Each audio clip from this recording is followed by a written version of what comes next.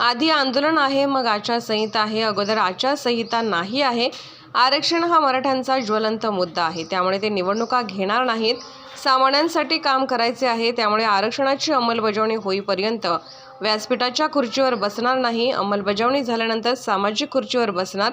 राजकीय खुर्ची आम्हाला नको. आरक्षणाची अंमलबजावणी झाली तर करोडो मराठ्यांच्या मुलांचे भले होणार आहे.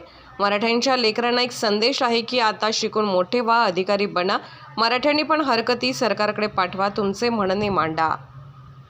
वेगळा आहे. आपण सामान्य घरातून आलेलो आहे. सामान्य लोकांसाठी काम करायचं. श्रीमंत मध्यमवर्गीय सामान्य सगळ्याच मराठ्यांच्या लेकराचं याच्यात कल्याण होणार आहे. परंतु समाजानं तो रूल पाडलेला.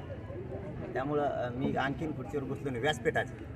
ते आता नंतर एकदा अंमलबजावणी समाजाला पूर्ण दिल्याच्या नंतर ही आमची सामाजिक खुर्ची ती नको दादा आम्हाला. त्याबद्दल मी प्रामाणिक मनानं सांगतो की खरंच शरीर साथ देत नाही. समाजाला माहिती आहे, सगळ्या डॉक्टरांना पण माहिती आहे. तर एवढ्याच वेळेस मी मायबाप समाजाला ज्यांना मानलं आहे त्यांच्या शब्दाच्या पुढे मी कधीच गेलो नाही. फक्त एवढ्याच वेळेस चाललो. समाजाचा शब्द मी एवढ्याच वेळेस मोडतो आहे याच्यासाठी की मी पण त्यांच्याच लेकरासाठी उपोषण करतो आहे. पण मला असं वाटतं ही अंमलबजावणी झाली तर करोडो लेकरांचं कल्याण होणार आहे म्हणून शब्द ऐकत नाही. याचा अर्थ असा की त्यांच्या शब्दाच्या पुढे जातो आहे असं नाही आहे. परंतु त्यांच्याच लेकरासाठी त्यांचा शब्द ऐकत नाही की जो शब्द आहे की तुम्ही आमरण उपोषण करू नये.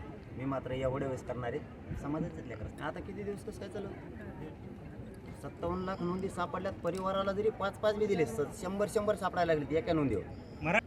जर 5-5 मिळाले तरी 2 करोड मराठी आरक्षणात गेले. सगळ्या सोयऱ्यांचा कायद्याच्या आधी सूचना निघाली राजपत्रित.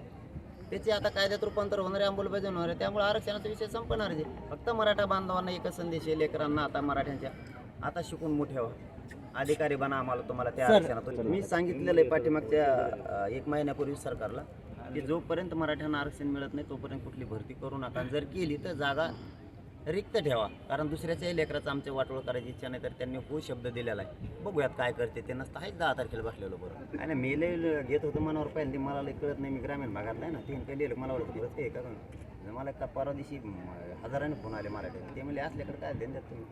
यांना उद्योगच आहे म्हणे पहिल्यापासून. हे सोशल मीडियावर लिहिणार आहेत का यांच्याकडे ध्यान देऊ नका. आम्ही करोडो लोक तुमच्यासोबत आहेत आणि आम्ही यांना शोधलं हे कोणाची आहेत काय आहेत. ते 4 दिवसात गप्प बसलेत आणि आम्ही मागं लागतो म्हणजे. भुजबळांची माणसं आहेत ते तर असणारच ना.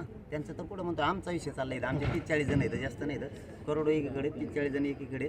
ते बी आत्ता म्हणायला लागलेत काय मिळालं नाही कारण त्यांना काही सुपारी दिली असं. ते बी आता माझी त्यांना पण विनंती एक त्यांचाच बांधव म्हणून की तुम्ही समाज खूप वर्षानंतर एकत्र झाले, खूप कालावधीनंतर एकत्र झालेला आहे. उगाच विनाकारण गैरसमज पसरू नका. जरी काही कोणाकडून चुकलं असेल किंवा तुम्हाला कोणी विचारलं नसेल, तुमचं पेपर राटीवेल नावाला असेल तर नका येऊ देऊ. परंतु समाजासाठी गैरसमज पसरू नका. एक ताकदीनं आपण सगळेजण लढू.